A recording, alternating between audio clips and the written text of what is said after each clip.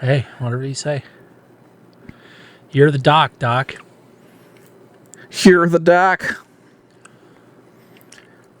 Speaking of doc, at the beginning here it says intro. So, hello, welcome to the one about Godzilla movies. That's Brian.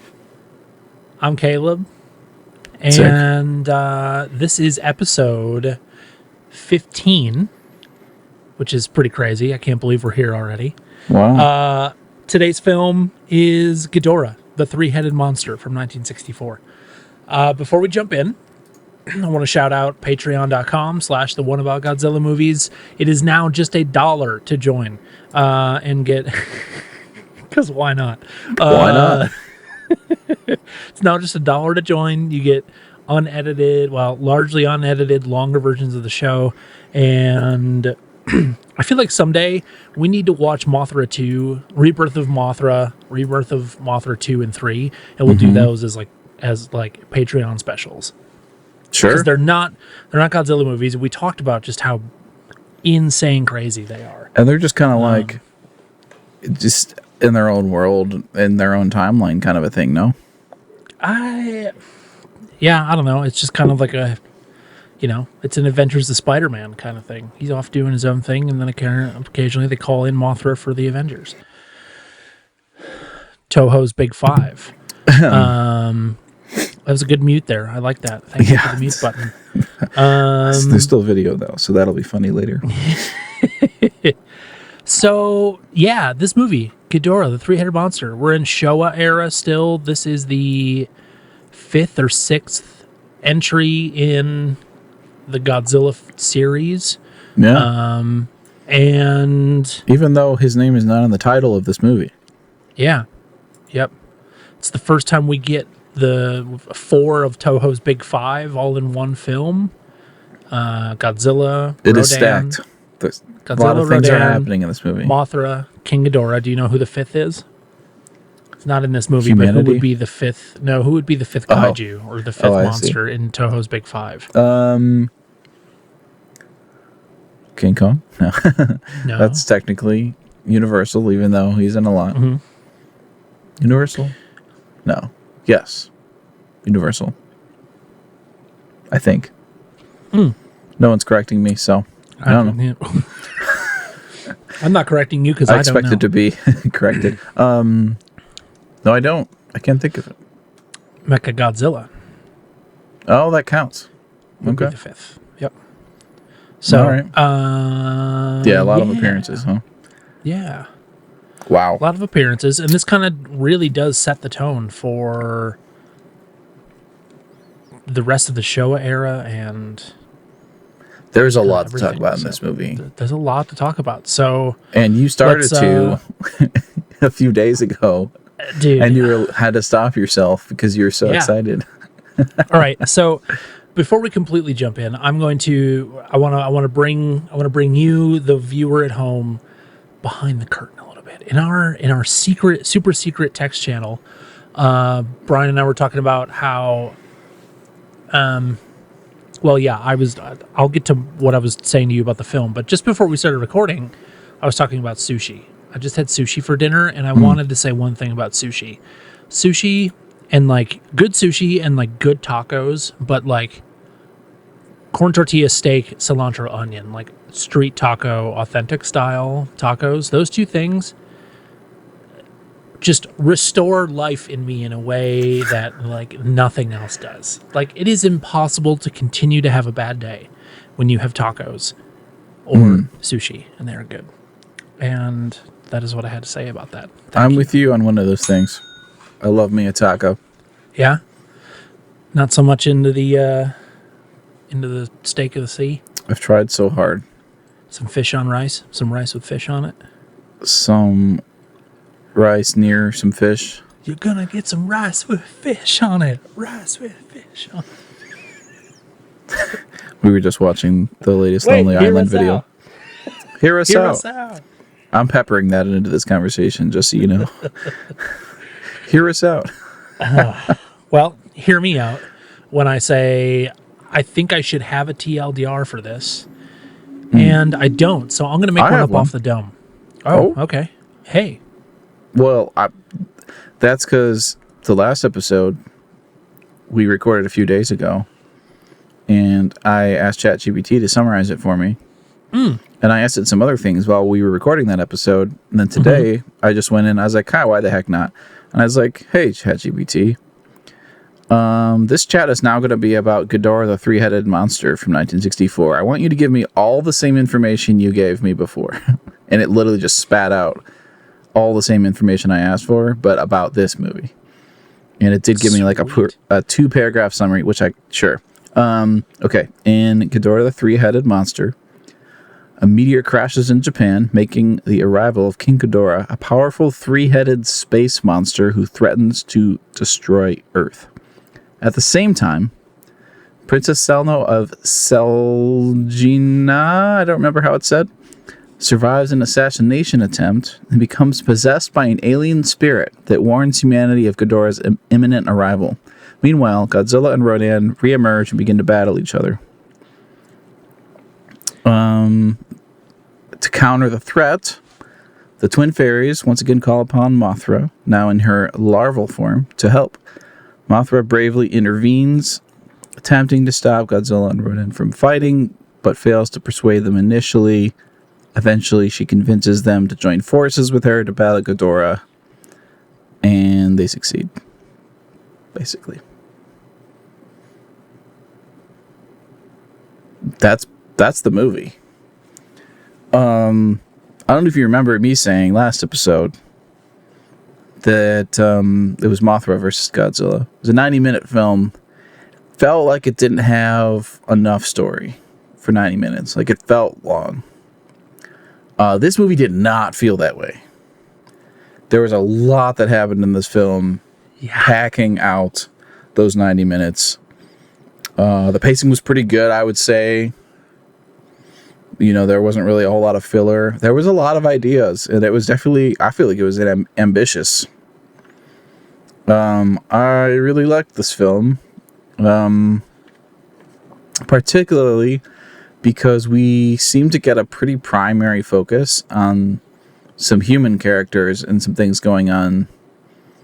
And the monsters are really honestly kind of sidelined for at least half, if not 2/3 of the film. Yeah. We know that there's some things going on with them, but that's not really what the story's about until like the end of the movie, which I love. I think that is the best way to handle a kaiju film, is to make it a story about people and they're in a world where kaiju exist and it is affecting them. So, yeah, so many things to talk about, but... Well, I mean, that's what we're here for. Let's talk about them. Yeah. Do you have any, like, overarching, excited thoughts other than, like, or before I, like, get into specific things that I liked, things I didn't like, you know, that kind of stuff? I think for me, the middle bit, just after the 45-minute mark, up until we get to the actual reveal of Ghidorah coming out of the meteorite, that little bit in there feels a little slow to me and has always felt a little bit of a slog, but that's the only part of the film. And it's not even that long. It's like less than 10 minutes or something, where it just was like, that was the only part that I kind of found myself a little bit bored on this watch through. But yeah, dude, it's so fun. And so, yeah, it feels like they caught their stride.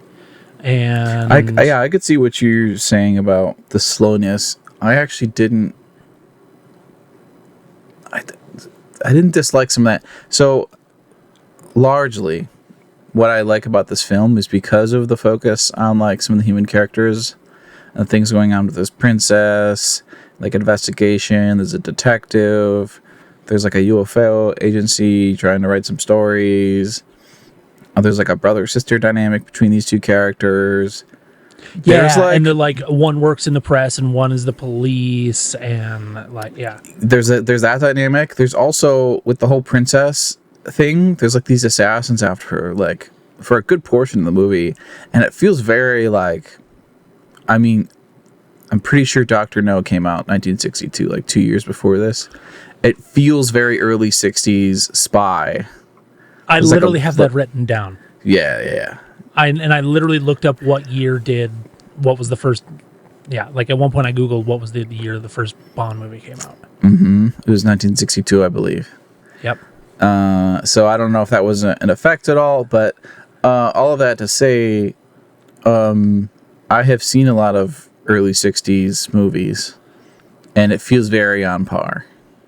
It's definitely like dialogue heavy, and there's characters talking and showing up, maybe complaining. There's things going on there, but it tends to be a little bit more like static shot in a room, and then people talking about things. And to our modern eyes, like, we're like, so slow, you know. But like a lot of the stuff in the 60s is like that. Yeah. I'm actually like super curious, like how many movies from the early 60s I've seen. I'll pull that up later or something. But anyways, man, things I liked. Yeah. Let's go. I told you before, like, I started watching this movie the other day and I went, okay, we need to record this as soon as we can after you watching it, because I want your freshest take. Because I just, so many feelings from the very first scene for me. I have pain 3 hasn't notes. even dried. I have 2 notes about the first and second shot. Like, so anyways, like, yeah. Well, I'm excited about this one, but yeah, go for it. So you should probably lead with that then. That might even be before the first thing on my list, but okay. Because I remember you said like first? the first 4 seconds you said to me. Yeah. What is it that caught your attention so much? You haven't seen Neon Genesis Evangelion. And this is why it grabbed me so hard. So we do the credits, the opening credits sequence, and then that first shot, dark, long city street, like buildings, just a very like quiet. Here's a Japanese city, somebody's neighborhood. Okay, so you're talking after the opening titles. Yeah, after the opening titles, they do the opening credits. Boom, shot 1. Got it. That shot is used in Neon Genesis Evangelion so many times, and it's I mean, that's an animation, but like the way that shot is composed, not even the fact that it's nighttime, but literally like where the street is in the frame, where the buildings are in the frame, the fact that we're getting all of this symmetry, that is like, and then the next shot after that, and the way they cut to the next shot is so Neon Genesis. And really, even the way that they transition between scenes, there's new ideas here. And I say it's also Neon Genesis because it's crazy to see how much the dude that made that anime really did pull from these old kaiju movies, because he was making Neon Genesis Evangelion is a modern, what was at the time like 99, 2000, like modern kaiju story about the end of the world. And just so much influence from this stuff. So, but then what really made me go, oh my gosh, it builds and it builds and it builds, is that the dude that did Neon Genesis Evangelion is the director of Shin Godzilla. So, like, and he does these shots that every time I've watched Shin Godzilla up until, now, it's like, wow, there's a Neon Genesis shot. This looks like Neon Genesis Evangelion. This looks like, but now it's like, oh, Neon Genesis looks like 60s Godzilla movies. And so it's like, he always said that he got to make Shin Godzilla, and he wanted to do it because he's the ultimate fan and called himself the ultimate fan, and like got to make this movie. But it's so, it's like hat on a hat kind of like deep references in your work, which are so cool to me. I was gonna say, I feel like there's a greater than 0% chance you make me watch Neon Genesis before we watch Shin Godzilla. Yeah, at least the first, like, I don't know. It's Neon Genesis is so complicated because when he put it out in '99, it was an episodic TV style anime. It's been recut so many different ways. It's been recut so many different ways, reanimated, storylines redone. He pulled a George Lucas on it, but like didn't ruin it, in my opinion. While it's different every time, and you can watch each iteration and get something from it. The movie versions of it are similar to the TV episodic versions, but I don't know. It's also it's this really weird, but really masterfully done. Like, it's just his battle with mental health put into animation. So, yeah, it's a very, very complex anime, and I like it a lot. It, like, since I first saw it, I came across it on Adult Swim on Cartoon Network when I was like 17. So that would have been, or no, younger, because I was still in high school. So probably 2005 or 2006. So I would have been like 15 or 16. And that at that point, it was only like 5 or 6 years old.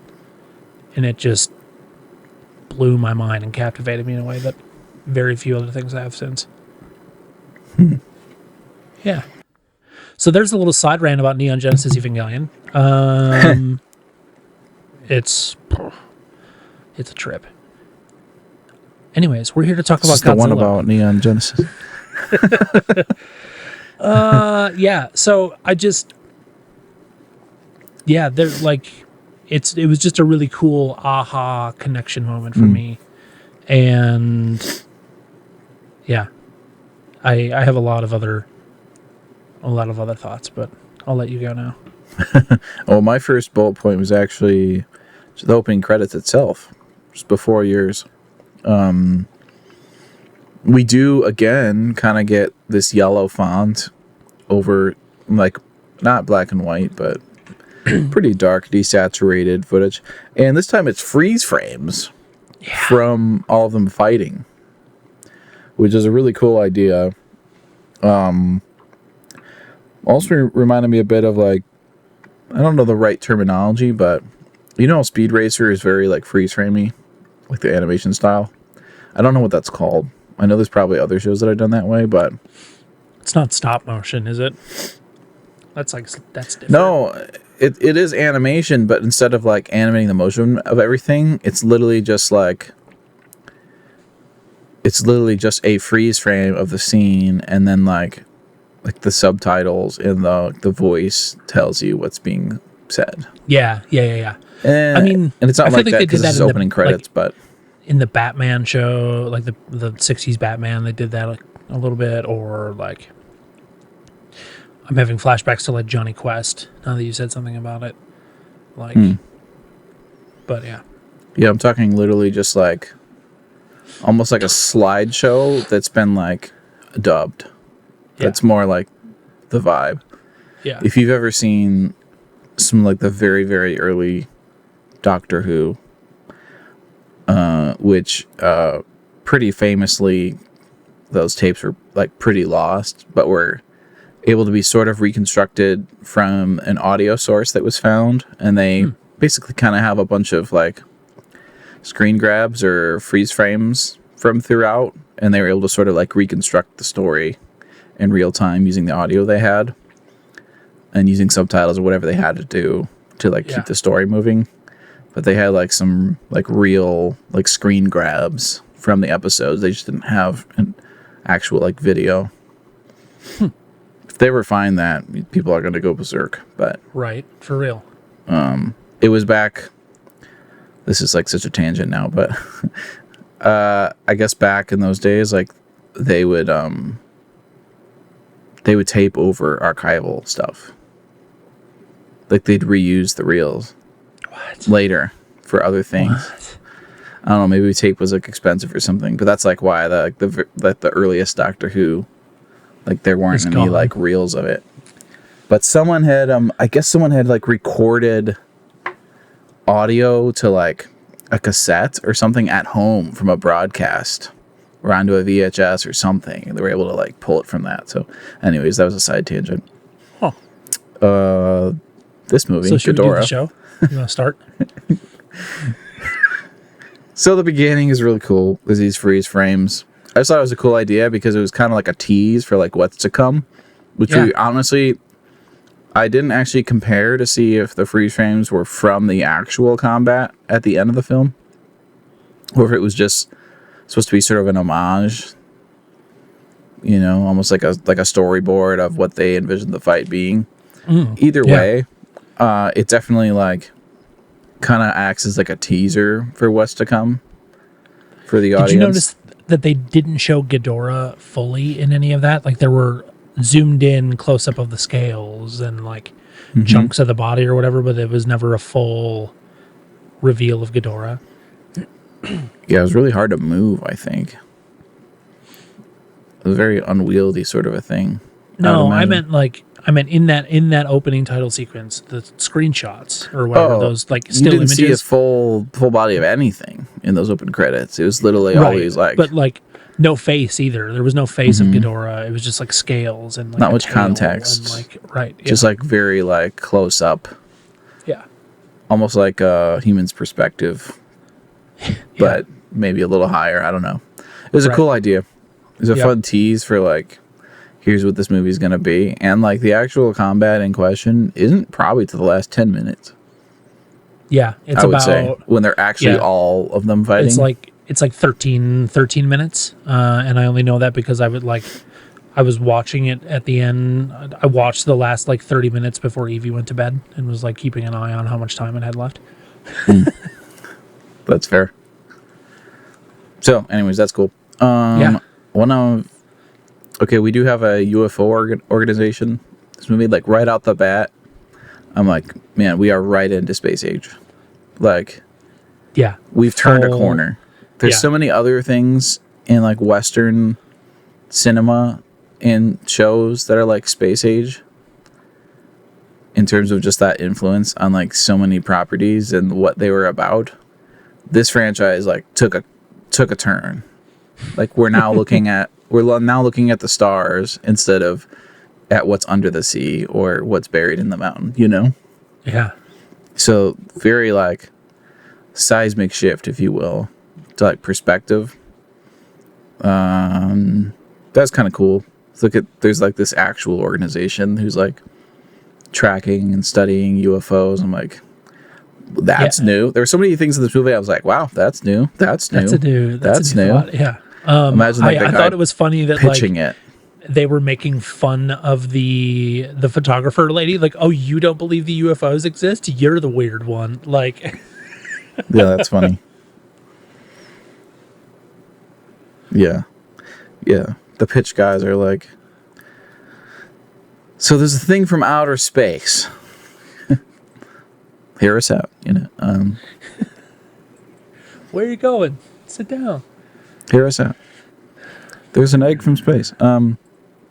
Yeah, and then so that whole like assassin thing or the thing with the plane, like this princess is on a plane, and we have these ridiculous shots of evil organization, evil people, evil country, whatever it is, who are like, so the bomb's set, right? Like, they're all gonna die. And it felt very Dr. Evil. Yeah, dude. Like I couldn't tell, like, is this intended to be farcical or not? What was for sure farcical, which is one of the things that I think I didn't like, was their outfits, the evil country. Oh, dude, they're wearing like the ruffly neck, the big thing. Old neck like, frilly thing. That old dude. What is this fake country they made up that is supposed to be believable from the 60s? Like Selgina.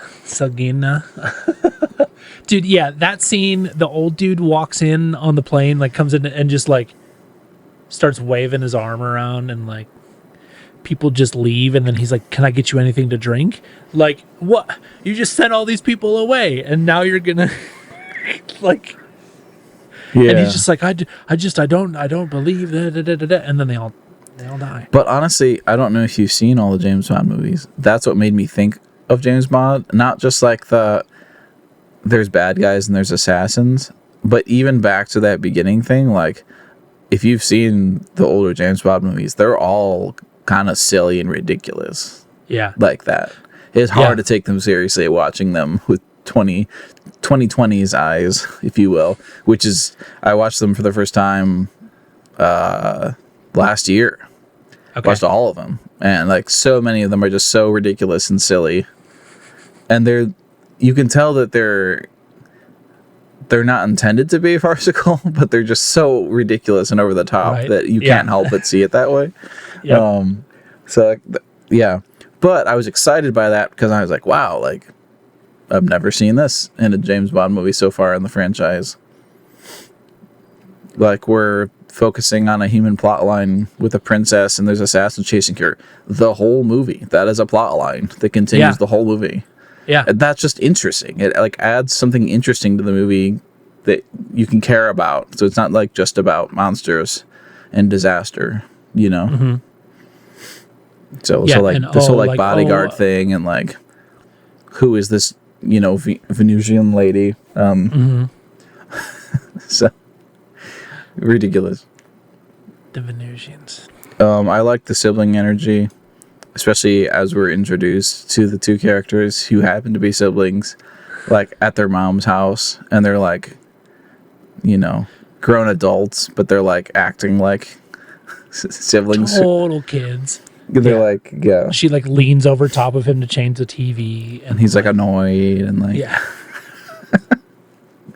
The sibling energy is very strong. Yeah.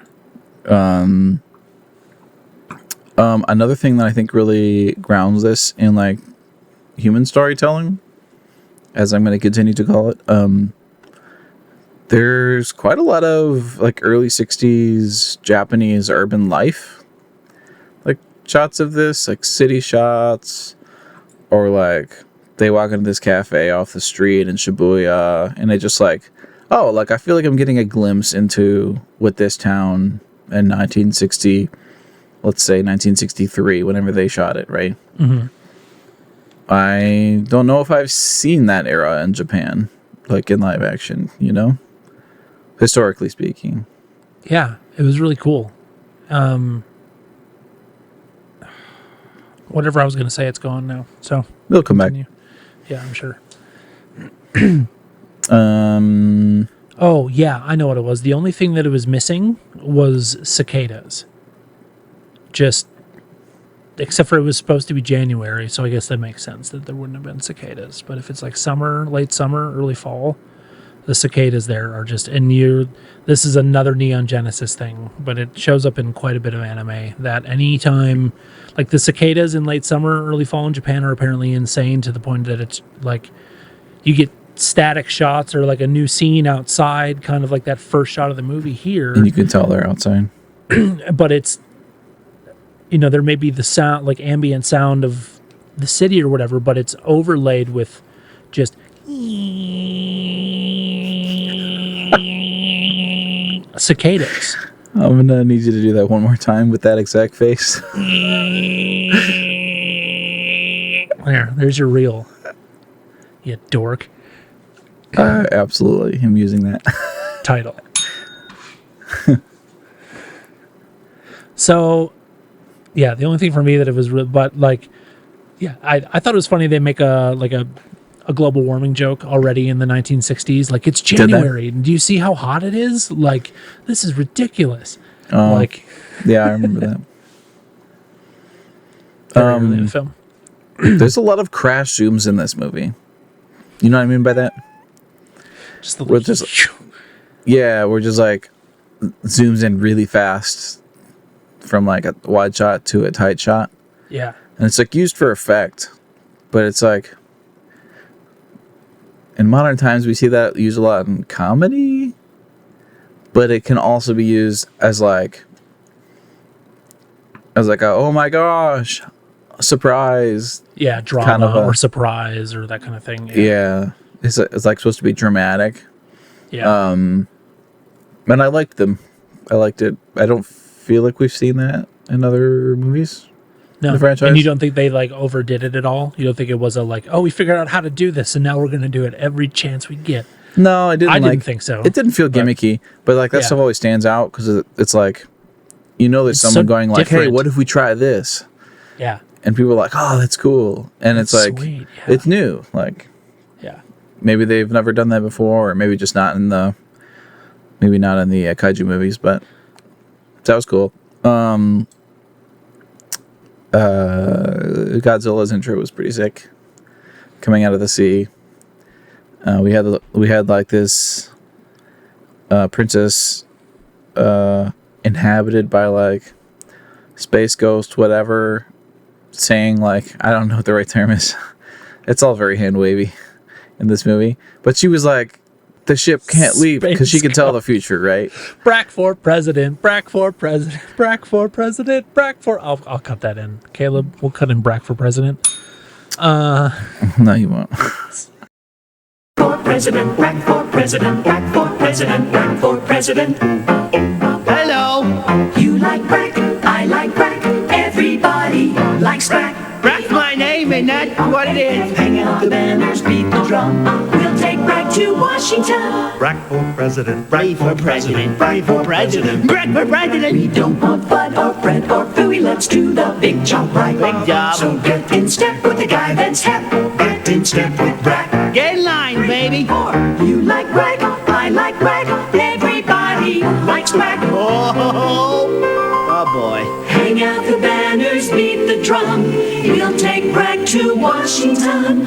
We'll take Brack to Washington. DC, not the state. Oh, a vote for Brack is a vote for beans every day. Good, gassy, comedy, good beans. Doogity-doo. Something about she's possessed by a space ghost. Possessed by a space ghost title. She was like very I can't think of the word I'm trying to think of. She was like very loud about this ship can't leave, like it's not safe, like it's not gonna be. She wasn't like expounding on it, but she can see the future, right? Is the idea. And then the ship leaves anyways. They call her a prophet at one point, I think, which I thought was kind of like... Yeah, true. Definitely like clairvoyant. And then of course like the ship comes into the path of like Godzilla coming out of the water, just freaking lights it on fire. That shot was really cool. Just an entire ship just burning in the middle of the ocean. Pretty sure it's a miniature. It looks really good. Yeah. It was just kind of a super metal shot. I liked it. Things on fire are cool. This is one of the first few movies in their super tank, isn't it? I think we talked about that recently. They had That was a couple movies ago. I remember. Right. I think I remember us talking about like the range of time in which they used it.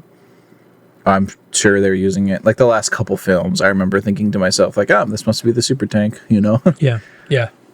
Like a controlled environment with a lot of water. Yeah, I liked all the human storytelling. There's at least one shot in this movie. They didn't utilize it a lot, but Godzilla's eyes moved. Did you notice that? Yeah. They're like times. not solely like enough to where it looks like he's looking around, like his eyes are moving, but it's more just like they're wiggling for an effect almost. Mm-hmm.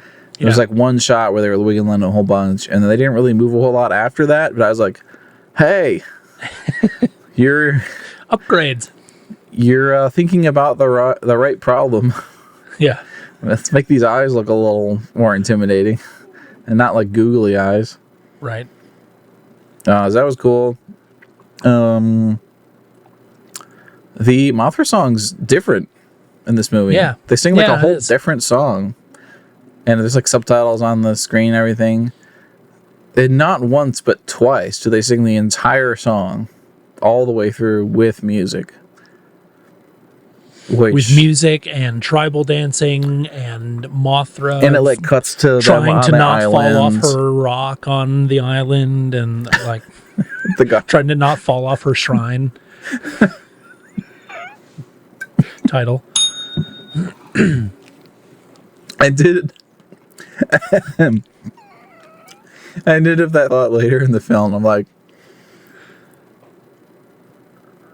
can any of these guys in the suits see? Because there were a lot of think moments. that's a person in a suit. Do you think that's a person in a suit? The Mothra, little Mothra? or- The larva Mothra? Yeah. No, just like in general, I mean. Yeah, just a Because general. there are a lot of moments. Okay, well, we'll get to this. I have this in my notes for later. Cool. Different Mothra song. I kind of missed the old one, but this one wasn't bad. I just thought I it was missed the old one, cool too. that they invented a new one. And then like they really like they kept with that through line with the princess in like getting her memory back and her like realizing who she is. And you know the detective guy was like protecting her the whole time, even though she didn't know what was going on really, because she was possessed by space ghosts. I still think that should be the title. And they finished it all up, and she was like very thankful. And it was nice to like have a moment that felt like, hey, we're wrapping up like some real writing and a real plot involving these characters, instead of just like there's characters who entire like juxtaposition to the story is making it through a disaster and not much else. That's not really a story. They're just kind of there for the destruction, which is what it's been until now, I'd say. So we had some actual story here, and some like shootouts and like jumping through windows and like, so that was cool. Yeah. Sniping. All right, what are the Say things that you again? liked? Sniping, almost. Sniping? Yeah. Well, there was like a sort of a standoff at the end when they're like kind of on the cliffs or whatever. Yeah. That whole like One guy's elevated. He's not like sniping, but it's like he has more of like a rifle that I think he grabbed. Yeah. He's, And he like, trying to definitely kill the had the princess. high ground Anakin. And like, yeah, that scene was actually kind of intense. Like even I like just watching it a little bit ago, I was just like, oh man, like It was just you get shot in the arm. It was just cool to and see like an intense dramatic scene happening that had nothing to do with the monsters fighting nearby. Yeah. Like it just had nothing to do with that. Yeah. Yeah. Did you say it was my turn? Yeah, I mean, I have some criticisms, but it's a very short list. Cool. Well, why don't you do that first, and then we'll do my stuff, and then roll into ratings and trivia. There were a couple super underexposed shots. I don't know how that happens. Just like really, really, really dark. And not, like, I had that feeling intentionally too. so. Like, there were a couple shots where I was like, that can't have been on purpose. right. It was just like very dark. Like there was not And enough I wonder light. if some of that is just like they hadn't. You don't know until you get, like, I don't know. Somebody did mess up, but there's no way to know you messed up until you get all the way to Maybe. cutting that stuff together, and it's too late to refilm or something. Maybe. Yeah, I mentioned the bad assassin country guys and their outfits. Those outfits, man. So goofy. What were they thinking? Yeah. I don't understand. Godzilla versus Rodan is extremely goofy. Yeah, dude. It is hard for me to take seriously. That part where Rodan like picks him up by the spikes and flies away with him. I did see that. I'm like, what is happening?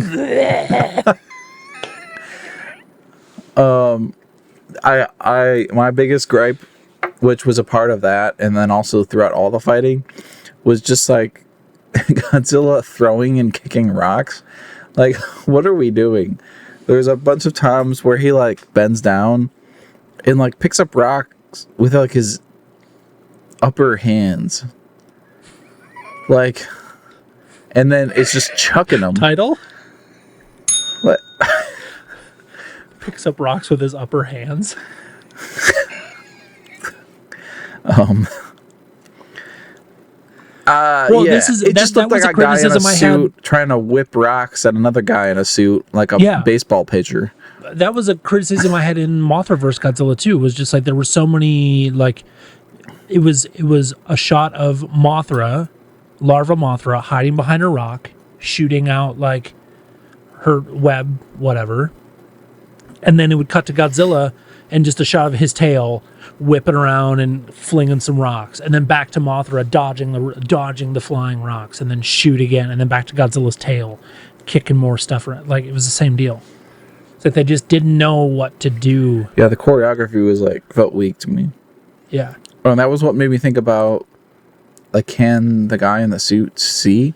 Because there was like at least 3 moments where like it was like, okay, this is a bent down and throw a rock shot, but it was almost like he was feeling around for where the rock is, like trying to find. I don't even like know. like Yeah. literally looking like someone who's like reaching around in the dark for something until they Yeah. find it and then do the thing. So that's what made me wonder, like, can he see, or is he literally just like he knows that there's like rocks made of foam in front of him and he's like trying to find the one he's supposed to grab so he can chuck it Yeah. in vaguely the right direction? Like, I don't know what this process is like, but Grabbing them with his wrists. no, like with like one hand, because he's like throwing it with one hand. Oh yeah, you're right. He's just kind Almost of, like yeah, there's at least one shot Like a where he baseball, throws it yeah. almost like it's a softball or something. yeah. So it's just so ridiculous. Yep. Yeah. Main criticism that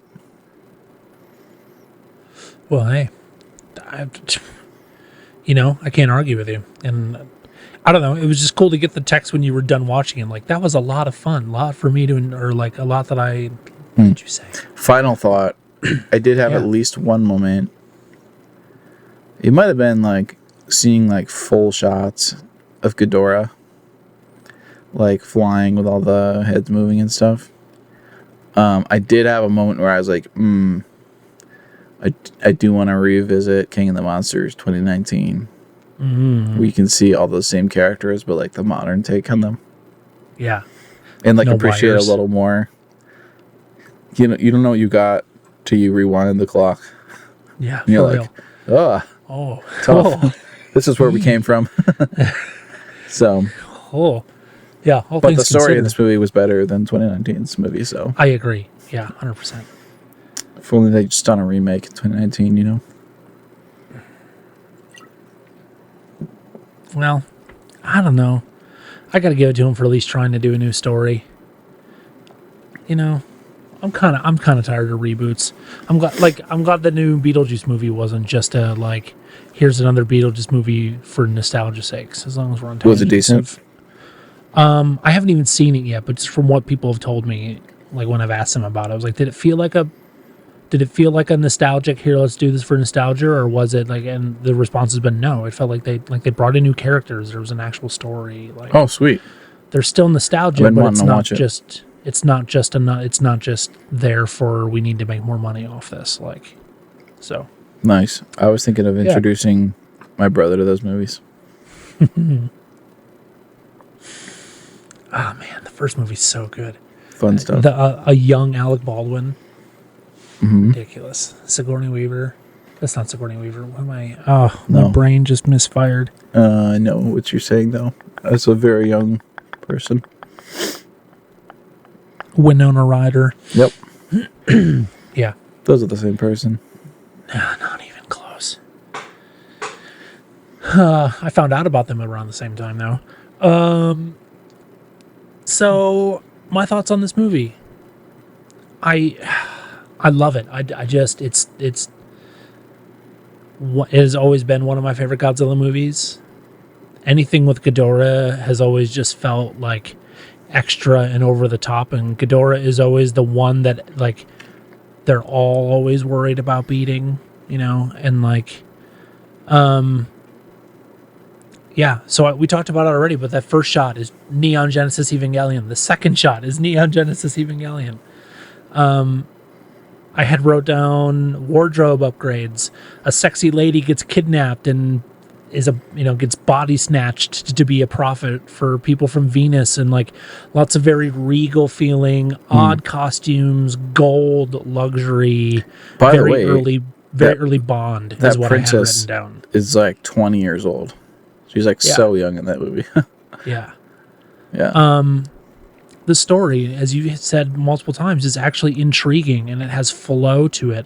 And there are multiple storylines that go through the whole movie. We're following this detective as he tries to like figure out what is up with this princess who like he knows is this princess, but she thinks she's from Venus. And then there's his sister and her just trying to like do her job. But then like believing along the way in all this space stuff, even though she didn't at the beginning. And like 35 plus minutes into the film before there is even a kaiju, and it was intriguing all the way up to there, is not quite something we've seen yet in a Godzilla movie. I was thinking when we got started, something you said kind of sparked this idea of like, I wonder when the idea of this movie was made. When did they knew they wanted to do this kind of like, we'll get Godzilla and friends to fight somebody? They must have had it in the works because it seemed like them deciding to go ahead with making it was a snap decision. Yeah, but it's like, it's interesting to me to see how like kind of like Rodan is Mothra vs. Godzilla, like the movies leading up to this felt rushed, but then this one, and it came out the same year as Mothra vs. Godzilla, and it just is like, I don't know. It's interesting to me to like, how long was this thing in production, or like, I don't know. Like, did they really was it really just one after the other, or like was this idea and the next one, Invasion of Astro Monster, was this kind of where they wanted to go? Or they had that idea back in the road, like when they started with Rodan or something, you know what I mean? Like, I wish I could be in the room for that kind of stuff.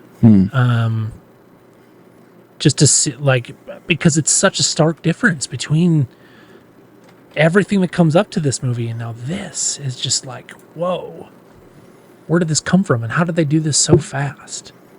The multi-dimension theory, they talked to that one doctor at one point. Yes, I forgot to write that down.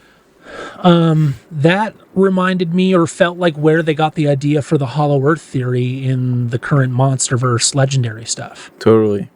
Right? Yeah. I love finding little bits of stuff in these old movies that like, you're like, oh, I bet you they took that for these new ones, or like, you know, like took this idea or took this little piece of lore or an Easter egg or something. The thugs from Selgina or whatever, we still haven't decided how we're saying it. They're just such classic bad guys. The one dude is wearing shades the entire movie. He never takes them off. The lead dude is wearing shades the entire movie. They're just like, they're classic Japanese henchmen, but it's like Japanese henchmen plus Scarface. Like, plus The one guy looks like maybe a little Puerto Rican or something, like, yeah, or Cuban and they're or all something. wearing those like the suits that they're wearing with the pinstripes, and like the way they're always crowded around each other and all like making a face. It kind of reminds me of like Biff's gang and Back to the Future. Like everybody's got a look, they got a pose that they strike all the time. That's another like I said, they're very Japanese henchmen. It's another thing that reminds me of something that I see in anime a lot of, like evil dudes, villains, and their henchmen all have a kind of like kind of like slightly cheesy because you're not supposed to like them and they're just idiots, but they're evil kind of like twist to them, like Team Rocket and Pokemon. Yeah, they're like, kind of just like throughout the whole movie. Yeah, and they just pop up and they're making bad decisions, and like the part where they're like everybody's fleeing off the mountain and they go zooming by those dudes in their car past all those people walking, and somebody calls them selfish or whatever. He's like, you selfish jerks, blah blah blah. And then like the next scene is their car getting crushed by Ghidorah and they're like are bloody in the car. It's like a rock everything. slide. But of course, like the main guy is fine and he like grabs a rifle. Right. and causes that whole, I don't know. It's almost like they brought somebody from America over, or brought somebody from who wrote James Bond in and just were like, help us with this or something. There was just, it's almost kind of crazy how mature the story got so quickly. Yeah, I'm actually. And I think that's the biggest thing, is that like there's still the kind of all the like kind of goofy, janky stuff that we both kind of go at, but it's like, where did this story come from? Because it's so like, ooh. Yeah, I mean, I'm looking at the writer, and I mean, it's not like a super different guy. Like, he wrote King Kong versus Godzilla and like a bunch of stuff. He's just learning a lot, watching a bunch It's of like movies. writing a bunch of these, but maybe he was watching a bunch of that stuff. I said that I thought like, well, I'll save that. That's a bit of a criticism. I thought it was cool and different and fun that it was like they were out in the mountains. They weren't directly in a city. And the battle was taking place pretty near where people were, and as people were still trying to evacuate. I thought that was a good plot point. Even to the, like after they call Mothra and then they're there. Yeah, I just thought it was cool. They're like, I thought there were some really cool composed shots, and their composition shots of like laying things together. Like those shots of Rodan and Godzilla fighting, even though they were cheesy, the ones that were like the wide shots where there was like a mountain down the right side of the screen, it kind of almost looked like a Bob Ross painting. But it was like that was a miniature laid over top of them on set in their suits. And I know we've seen like the dudes in suits and then like actual still real life size set stuff like overlaid, but I think this is the first time I've noticed where it's like a miniature overlaid on top of them fighting. So it was almost like they're creating their own specific landscape for that shot, and compositing those two together. I noticed that the like when Ghidorah appears and it's that cool fiery animation and it like fades into then the puppet of that Ghidorah. was really well done. It was a really great transition. So cool. There was a lot of hand animation in this movie. Yeah. And that was a moment where there's like a bunch of like hand drawn stuff on the screen, and then they like perfectly crossfaded into the suit. Yeah. Some really cool VFX stuff. I thought that King Ghidorah was a little underutilized, a little underfeatured. Maybe a little forgotten, or I don't know, just not like there's just not as much Ghidorah in this film as I hoped. But it sets up the rivalry well.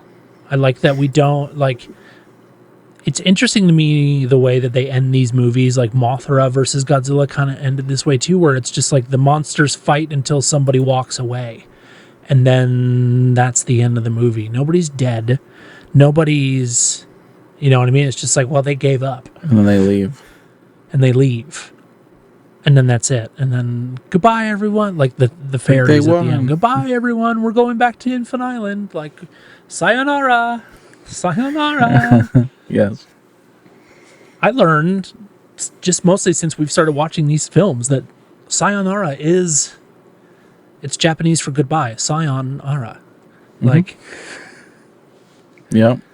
And then moshi moshi is actually how they say hello. Like when you answer the phone, you say moshi moshi. Which is fun. I like Japan. Japan's so cool. I feel like you'd fit in there. I'm too tall. I had another thought, it's sort of brought on by trivia, but also not. It was something I observed as well, which is that, like, we think of this as a Godzilla film because of the franchise as we know it. But, like, even with, like, the way the last film was marketed, like, Mothra's name is first. It seems pretty clear that, like, at least to me and to some other reviewers, that Toho is just making kaiju films. And, you know, Godzilla is just one of them. Yeah. He's kind of a bad guy so far. This movie is the first time where, he gets to sort of be an anti-hero or fight the real bad guy. I don't know the rest of the franchise. You do. It seems at some point Godzilla became like the main character. Like the fact that 2019's movie is named King of the Monsters. I don't think it was that way at a certain point. There's a certain moment where like Godzilla rose to the top and became like the featured kaiju, and everything sort of like is contextualized around Godzilla. Sure, there's these other kaiju, but see, back in like these times, Godzilla just seems more like a minor player, He's just kind of there. But some reviewers I saw were saying, essentially, like they view this movie as like a turning point where, from here on out, more often than not, Godzilla is more of a heroic character than a villain. Mm-hmm. And, gets a lot more of like the A-list billing, if you will. So, I don't know. What do you think? Yeah. I think you're right. And it actually kind of lets me dovetail a little into the one point that I still had that I'm kind of like, I still feel kind of funny about in this film. And I believe it's one of the only times that they used this idea. But we have Mothra mediating between Rodan and Godzilla and convincing them to go fight. And then we have the fairies translating for them. Mm-hmm. I really don't think this ever happens again. But like, for them to have given Godzilla and Rodan a mouth and Mothra complex feelings and complex thoughts even. And there's that moment where Godzilla says, why should we help the humans? All they ever cause is trouble. Like, I don't want to help them. All they bully us or bother us or something. Yeah, exactly. And I remember Mothra saying, like, yeah, they don't want to. They don't care. They don't want to help. They don't care. Right, and you see them just kind of like shrug too, like the guy in the suit is like, little, like just like yeah,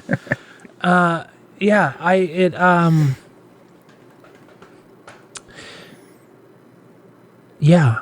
At some point, Godzilla does become, but I don't know. We'll see. I don't feel like it is a switch that was flipped. I think it continues down this path of anti-hero to just now he like convinced that humans are worth saving. But he's more of an anti-hero anyways, right? Yeah, I mean, like no matter what. And I think you see that played out a little bit in the legendary films too, where there are, especially the later, like after King of the Monsters, there are these like, there are people that want the military to just get rid of all the kaiju and all of the, or and governments want to control them, and like there's people that just want to let them live, and there's this whole like battle back and forth between what do we do with them and how do we coexist with them, and like that whole struggle. While I think the legendary movies are doing the best job of exploring that idea, that is kind of the struggle overall, is just like, how do we, like, we are responsible for Godzilla existing in general. So how do we deal with this? How do we get better how do we as humans get better so that Godzilla stops wanting to ruin everything, or so that we stop being the ones that are just bothering him all the time or whatever, like. And then there are still people that are messing around and doing experiments, and then there's new kaiju, and like you get people breeding Godzilla DNA with roses, and like it's pretty crazy. So spoilers. Yeah, spoilers. All right, should we get into trivia? Yeah, dude. I feel like I want to find a way to wrap up everything I was just saying. I don't know. I think we can get in I think we can get in the weeds as much as we want about how, like, complex and everything Godzilla is, and I don't know. It's kind of like what I was saying earlier, what I wish I could have been in the room with when they decided to write this story, or where all these ideas just kind of suddenly came from. Like, I wonder if they knew what they were doing with all of the subtext and things that we see in things now, or if it just kind of ended up that way, you know? But yeah, trivia. Yeah. Put ad break here. We don't have ads. Hi. No one wants to Hi. sponsor this. Let me tell you about Squarespace. There is an item here talking about the Godzilla gradually becoming more and more of a hero. This thing is saying that his first fully hero role is Godzilla versus Ghidorah. I don't know if you agree. It's the slime monster, isn't it? That's 1971, I guess. Yeah, the smog monster, Ghidorah, right? So it was like, I don't know, at least 5 movies till that one, but... Oh, yeah, dude. So, Yeah, the smog monster. Yeah. So... this movie was released in the U.S. as a double feature with an Elvis Presley movie. Really? Yes. I don't imagine that helped it. What was the movie? Harem Scarum. I don't know much about that. Hey, oh, I can't even do a good Elvis. I was just doing I was doing the guy from Pearl Jam. Hey. Eddie something or other. What's his Yeah, name? Eddie Vedder. Veddy Edder. Yes. I did read that the princess, she was wearing like fisherman's clothes for a good bit of the movie, like that funny looking hat or whatever. Dude, that whole like they bring that dude into the police station and he's just like, I didn't do nothing. We're like, we just got some questions. And then, it's like, yeah, I gave her my clothes. Anyways, I guess that actually, she was on set and she like showed up wearing jeans and a man's hat, and Honda was like, this needs to be part of her character. Apparently. So yeah, I got more. yeah, I don't actually have anything other than the fact that it made 2.3 million. Okay. Yeah. They did want to do Flying Mothra. That was the intention. But there are so many things going on. There was like too many wires just manipulating Ghidorah and Rodan to add more wings. So they decided to like keep Mothra in larval form just to simplify a bit. We're gonna kill one of the Mothra and we're gonna leave the other one in. Yeah, that was really a Mothra throwaway form. line, wasn't it? Yeah. They were like, oh yeah, one of them died. Moving on. To explain why there's only one. I got a little bit of trivia. I did a little bit of digging here in the last 30 seconds. Not once does Godzilla use his atomic breath against King Ghidorah in battle, and when he does use it in the film, it's repeatedly against Rodan and apparently does nothing. I forgot. I wanted to say that. Like, what? Godzilla's atomic breath is useless in this movie. Wow. Just, yeah, I don't know. About as useful as me just. Anyways, this is a trivia item more so for me because I haven't seen Ghidorah movies after this one, but evidently in other movies he's directly controlled by aliens, which is not the case for this movie. is not the case for this movie. The next movie explains how that happens. Why he's not controlled by aliens in this movie? How he ends up coming under the control of aliens. Oh. But it is also where we get the name Monster Zero, which is then his code name in the legendary movies, Monster Zero. Yeah, but we get... So, Monster Zero is... I don't want to ruin it. That's for Invasion of the Astro Monster. But, yeah. Which is the next one, yeah. Yep. So yeah, it's basically like he comes from space, is this terrible thing that just ruins planets, and then aliens take control of him in order to try to take control of Earth. And that is where that's like the setup to the invasion of Astro Monster, basically. Final item. Last movie to feature the Ito sisters as the Mothra's twin priestesses. The fairies. Yep. The last one. So This is the last movie with them in it? supposedly, that's what it says. Really? Huh. Now you could tell me if that's false or not, but Well, I mean, there are definitely fairies, but it could be the last time that the Ito sisters maybe they were acted recast. together for sure. Yeah. The contract ran out. This is the first movie to feature a Godzilla suit that was used more than once. This is the same suit from 1960 from Mothra vs. Godzilla and is named Mosugoji. Yeah. They had to It's the first suit rebuild it be though used. because of the jaw. and The everything. head had to be replaced due to damage sustained during filming of Mothra vs. Godzilla. And this is also the first Godzilla film to introduce a monster physically larger than Godzilla. Very large. And it does happen again, but it's not very often. So, oh yeah, we didn't even talk about this. There's like no military presence in this movie. We don't see any wacky military. Like This was more of a let them guns. fight. Yeah, there was a lot of talking. There was that scene where the dude stands up. He goes, "Do we really think we want to use atomic weapons? Does anyone here have an idea, a good reason for using atomic weapons against them?" And nobody says anything. He goes, "Well, I guess that's all I have to say," and like sits back down. And then they just like, or he goes, "Oh, dude, I gotta look it up because it was definitely a let them fight moment." But it was like, he says something about heaven.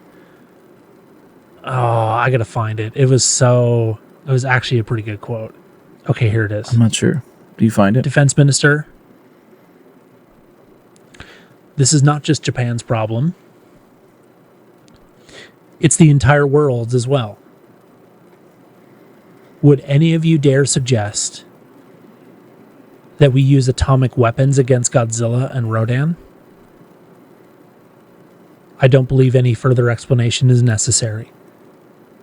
We can only do our best and let heaven's will be done. There it is. Yeah. We can only do our best and let heaven's will be done. It's definitely a let them fight.